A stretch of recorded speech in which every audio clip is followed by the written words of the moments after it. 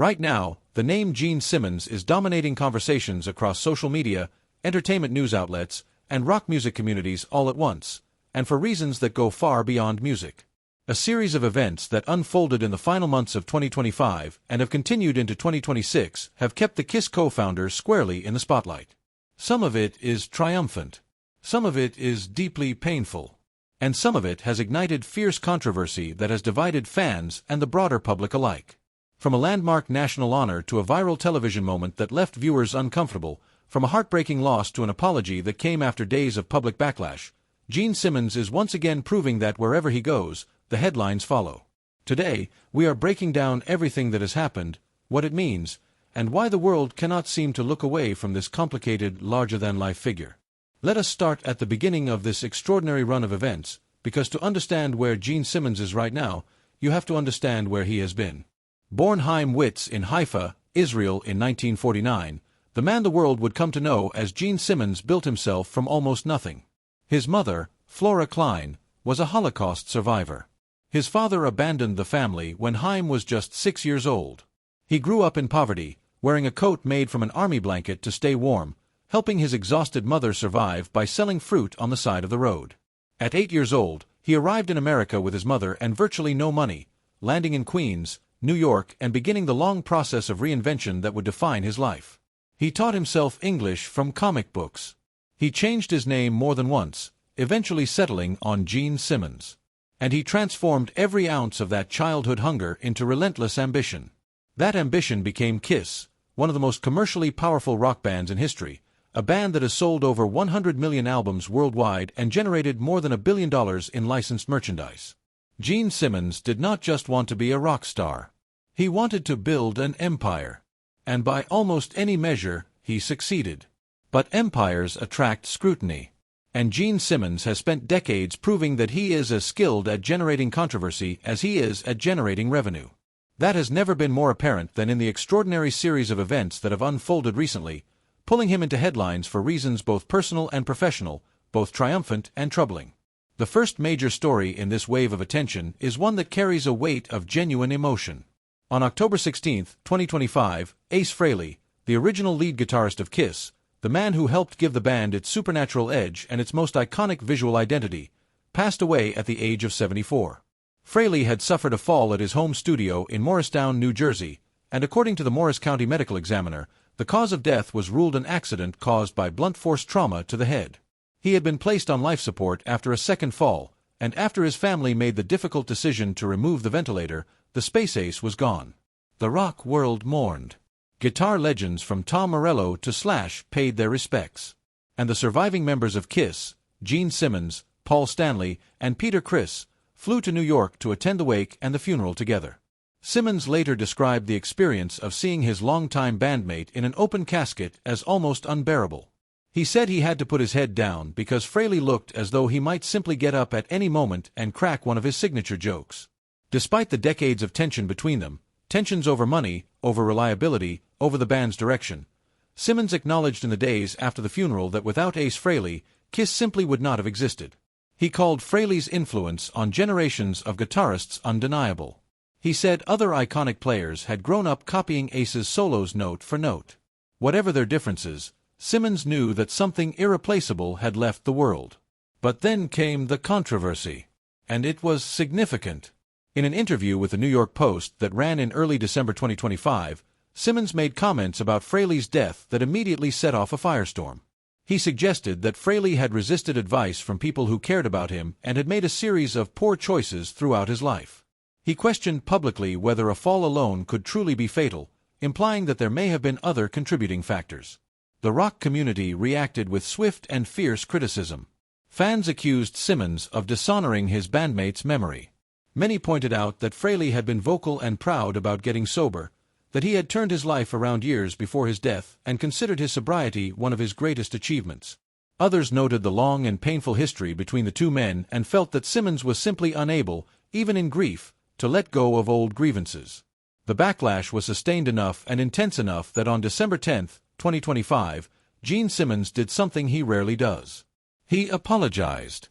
On his personal account on X, he posted a statement saying that upon reflection, he had been wrong for the words he used, and that he humbly apologized.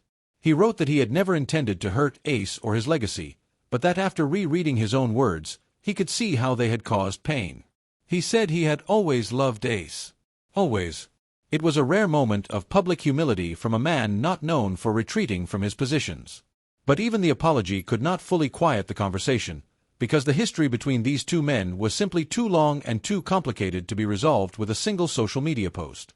On a podcast appearance later that month, Simmons continued to speak about Frehley's struggles with addiction in candid terms, acknowledging that the band had watched him battle those demons for 50 years. He framed it as the kind of painful truth that fans sometimes resented him for telling. He said it was like a family where the children love both parents but cannot understand why one of them was asked to leave the house, unable to see the full picture of what had gone on behind closed doors. Running parallel to the grief and the controversy surrounding Frehley's death was an event of enormous symbolic weight for Gene Simmons and the entire Kiss legacy. On December 7, 2025, in Washington, D.C., at the John F. Kennedy Center for the Performing Arts, Kiss was honored at the 48th Annual Kennedy Center Honors, one of the most prestigious cultural recognitions in the United States. The surviving founding members, Gene Simmons, Paul Stanley, and Peter Criss, gathered together in black tuxedos to accept the honor. Ace Frehley's daughter, Monique, was present to accept the award on her late father's behalf. President Donald Trump, who hosted the ceremony that year, called Kiss an incredible rock band and praised the group's work ethic and global impact. The moment was bittersweet in the most profound way imaginable. Simmons later revealed that Frehley had known about the honor before his death, that the White House had called and that Ace had been thrilled, looking forward to attending. The fact that he did not survive long enough to be in that room was, by Simmons's own account, the saddest part of the entire experience. He said there would be an empty seat between them, and that he hoped Ace was watching from somewhere, knowing that they had done something remarkable together. Garth Brooks performed a tribute at the ceremony. Cheap Trick closed the evening with a roaring rendition of Rock and Roll All Night. And for a brief moment, the spectacle that had always defined Kiss, the sense that anything was possible if you wanted it badly enough and worked hard enough to get it, felt fully and powerfully real again. Simmons described the honor as emotionally uplifting, calling it the embodiment of the American dream. Paul Stanley echoed that sentiment, saying Kiss had always stood for the idea that hard work pays off and that all things are possible in America. But Gene Simmons being Gene Simmons, the moments of grace and reflection were not the only things generating headlines during this period. While he was in Washington, D.C. advocating for the American Music Fairness Act, legislation that would require radio stations to pay royalties to performing artists, not just songwriters, for the music they broadcast, he sat down for an interview with Scripps News anchor Maritza Giorgio. Simmons spoke passionately about the issue, calling it an injustice that radio stations were earning billions of dollars annually from playing artists' music while those same artists received nothing in return. He testified before the Senate Judiciary Subcommittee on Intellectual Property. He called it a legal anomaly that benefited corporations while shortchanging creators. He expressed confidence that bipartisan support would push the bill through Congress. And then, at the end of the interview, as the anchor was wrapping up the segment, Simmons steered the conversation in a direction that left viewers deeply uncomfortable. He interrupted her closing remarks to ask whether she was still modeling. The anchor, caught off guard, tried to handle the moment professionally. The clip spread rapidly across social media. Critics pointed to Simmons's long history of controversial remarks about women and argued that the moment was exactly what it appeared to be: an older man in a position of public prominence using that platform to comment on a professional woman's appearance during a serious interview about artists' rights. Supporters of Simmons argued that it was simply the behavior of someone who had never been particularly interested in social convention. Simmons himself did not apologize for the exchange. It was, in microcosm, the entire Gene Simmons paradox. Here was a man who had spent weeks testifying before Congress on behalf of musicians who were being economically exploited, a genuinely important cause, and who managed to generate a negative viral moment in the final 30 seconds of a television interview simply by being himself. The threads of controversy did not stop there. Earlier in 2025, a revealing interview surfaced in which Simmons spoke about his past with a candor that was striking even by his standards. Appearing on Howie Mandel Does Stuff, he discussed the infamous Polaroid photographs and detailed records he had kept of his romantic encounters over the decades, a practice he had referenced publicly before. He described how he and his wife Shannon Tweed had eventually gathered all of those portfolios together and burned them. He was open about the fact that the process had been emotional, particularly for their children, Nick and Sophie, who grew up watching their father's chaotic past gradually being reconciled with the quieter life their parents had built together after their 2011 marriage. Simmons admitted that for the first 29 years of his relationship with Shannon, he had been, by his own assessment, a king among those who behaved badly. The interview was widely discussed, in part because of how unusual it was to hear Simmons acknowledge fallibility on such a personal scale. He has never been a man who trades in humility. But there was something different about the way he spoke about his family in this period, a recognition that the persona and the person had sometimes been in conflict, and that the person had not always won. Meanwhile, on Capitol Hill in December 2025, Simmons continued his advocacy work with a mixture of passion and characteristic provocation. He testified before the Senate Judiciary Subcommittee, delivering remarks that blended genuine advocacy for artists' economic rights with a kind of dry humor and unfiltered personality that has always made him impossible to ignore. He told lawmakers that young musicians should have a fallback plan. He cited polling data showing that 70% of Americans supported reform to the radio royalty system.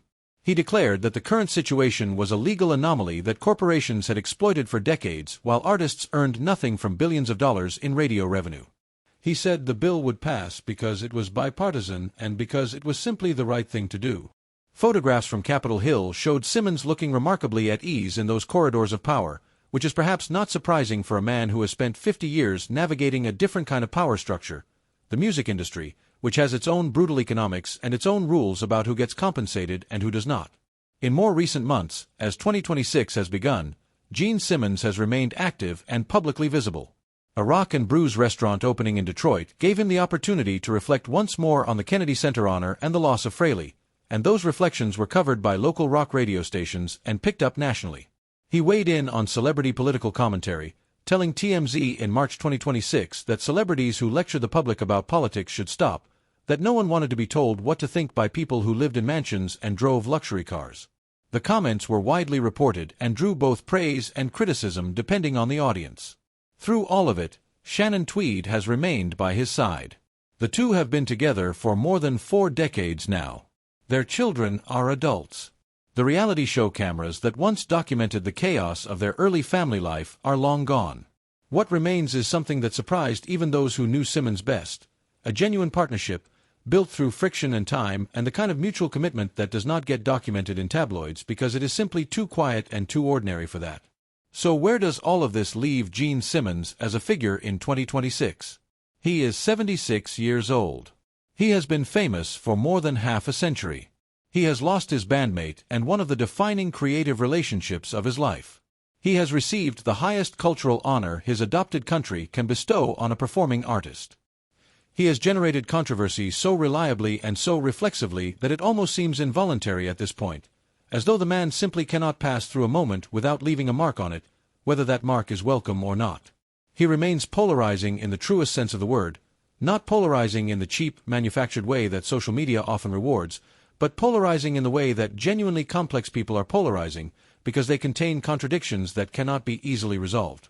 He is someone who advocates for artists' economic rights with real conviction and genuine knowledge of the industry. He is also someone who has repeatedly made comments about women that his critics find impossible to excuse. He is someone who loved Ace Frehley and attended his open casket funeral and said that the sight of him broke his heart. He is also someone who publicly blamed Frehley's death on poor decisions and had to issue an apology. He is someone who built himself from almost nothing, from an immigrant child crying alone in a small apartment in Queens, into one of the most recognizable figures in the history of American popular music. None of that is simple. None of it is clean. And none of it is going away. Whatever you think of Gene Simmons, and people think very different things, the headlines around him are unlikely to stop. Because the story of Gene Simmons has never really been about music, not entirely. It has always been about the collision between a man who wanted to be larger than life, and a life that kept insisting on being complicated, human, and real. Stay with us. This story is still developing.